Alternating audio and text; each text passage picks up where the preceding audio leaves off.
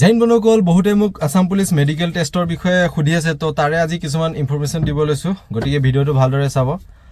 প্ৰথমতে কি হয় আজিকালি ৰানিং কৰাৰ পাছত মেডিকেল টেষ্ট হয় আগতে কি হৈছিলে প্ৰথমে মেডিকেল টেষ্ট হয় তাৰ পৰা আপোনাৰ ৰানিং হয় বৰ্তমান আপুনি ৰানিং কোৱালিফাই হ'ব তাৰ পাছতে মেডিকেল টেষ্টটো হৈ আছে তো প্ৰথমতে হাইট আৰু চেষ্ট মেজাৰমেণ্ট হ'ব যদি হাইট আৰু চেষ্টত আপুনি ফিট হয় তাৰ পাছতে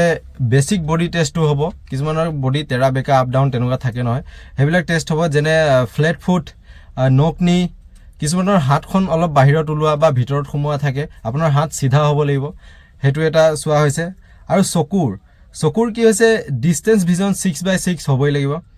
তাৰ পৰা কালাৰ ভিজন কিছুমানে মানে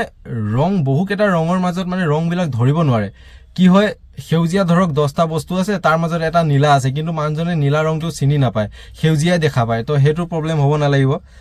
তাৰ পিছত আৰু এটা বহুত ডাঙৰ মানে ডাউট আছে বহুত লৰাই খুদি আছে যে প্ৰাইভেট পাৰ্ট চোৱা হৈছে নেকি হয় এবাৰ প্ৰাইভেট পাৰ্টটো চোৱা হৈছে তাতে হাইড্ৰোসিল ভেৰিকোসিল পাইলছ এইগিটা বেমাৰ চোৱা হৈছে হাইড্ৰোসিলটো যেহেতু অন্ডকোষত যি পানী জমা হয় সৰু ডাঙৰ হৈ যায় হেতু প্ৰবলেম তো এই আছিল অলপ আসাম পুলিচ মেডিকেল টেষ্টৰ বিষয়ে তো ভালদৰে দিব